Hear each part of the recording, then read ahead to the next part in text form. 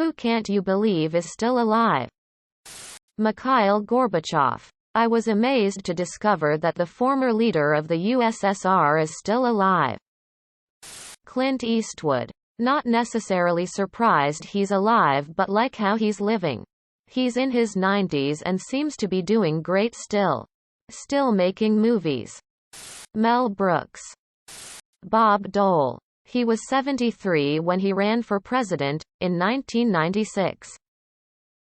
Willie Nelson. Jimmy Carter, the 39th president, is still alive at age 97. Mikhail Gorbachev, the last Soviet leader, is now 90 years old. Americans. Do you think the U.S. presidential election would be better if younger people were candidates instead of people over 70? Why or why not? Frankly, it would be better if even attempting to run for president didn't cost more than most families see in their entire lineage collectively. Minimum age to be president is 35. I think the elections would be better if people didn't use emotions as a guide. Younger people were candidates and they lost before making it to the general election. The problem is that all the people who run for president want to be president.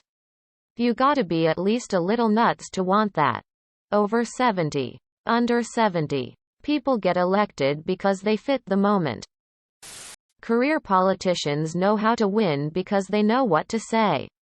Grassroots politics has become a thing of the past, unfortunately. I hope one day we can return to normal people running the country rather than ultra-rich old people that have spent most of their life working in politics. Everything would be better once people realize the media's job is to convince, not inform. And sadly, way too many people allow themselves to be emotionally manipulated by the media. As a result, they can't separate policy from personality. I think it would be a good idea to have an age maximum along with the minimum. What's the biggest waste of money? Giving money to influencers. Those shady online courses for losing weight or becoming a millionaire. Any MLM startup kit. Buying really expensive clothes for children, they grow out of them in a year. Getting in legal trouble. The gym membership you don't use.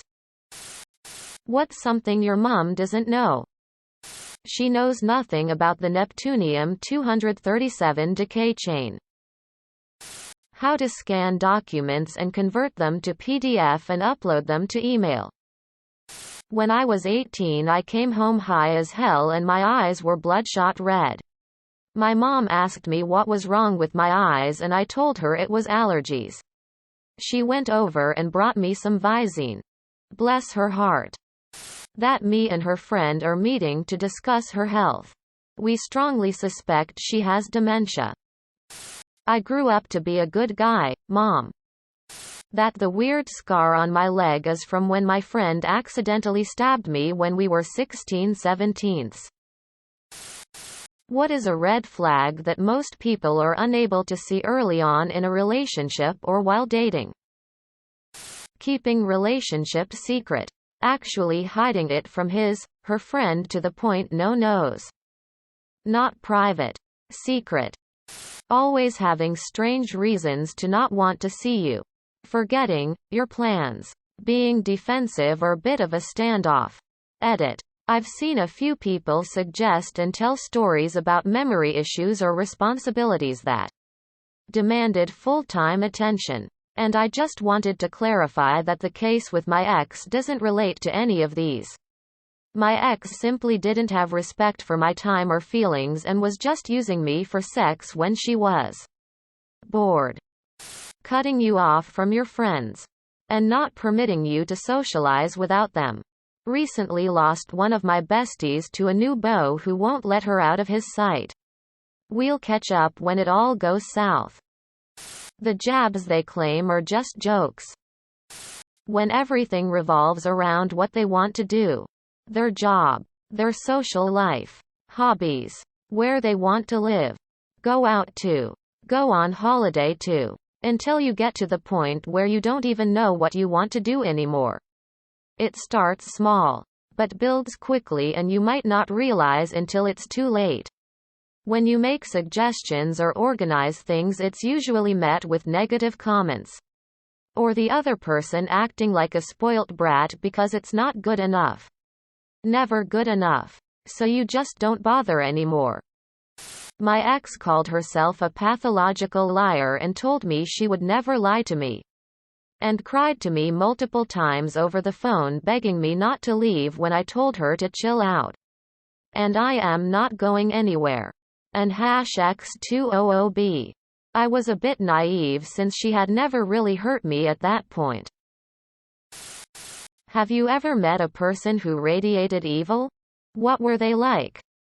Extreme narcissist. The guy sent emails to me and my boss about my poor work performance while I was sitting at my dying mother's hospital bed. When I returned from that trip a week later, he was literally standing in my office with a tape measure.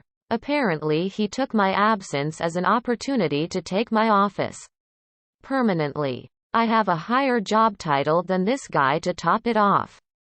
And no, he didn't get the office. There was this guy who grew up in the neighboring street as me. And he was just a really bad person. It probably doesn't sound like much now.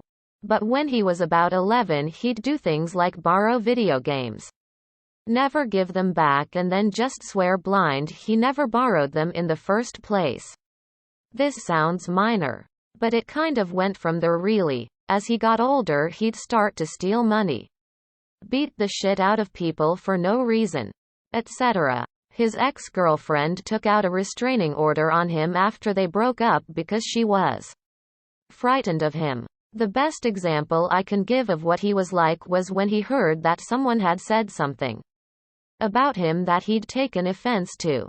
The person who'd done this was in the pub one afternoon with his wife and kids. And this guy walks into the pub, doesn't say a word, and just headbutts him in front of his family. But at the same time, he could be quite well-spoken and charming when he wanted something from somebody. And it's only recently occurred to me that he's obviously a sociopath. He's now living in a tent and addicted to heroin. And I think it was always going to go that way.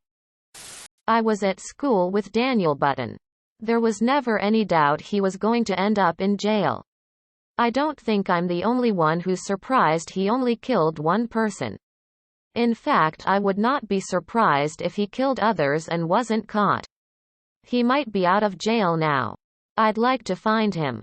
Someone of the right name and age committed suicide in Banbury in 2013, but I don't know for sure was him. Some of the life details given don't add up. Fuck yes. My old boss. Superficially charming. Obsessed by money. Evil to the core. Just one tale amongst many. A colleague who had recently become a father was tragically killed in a motorcycle accident. Being a small, close-knit community in a foreign country, we rallied round and did as much as we could for the grieving widow. Our boss contacted her and told her that she would look after the child, who would never want for anything. Then tried to buy her. Our boss, rich, childless and in her 50s, turned up at the house with a bag of money and tried to take the poor, fatherless child from its mother and then, on being rebuffed, refused to help with any costs at all. I have so many others. He was extremely nice and polite, but waay too interested in talking to my daughter.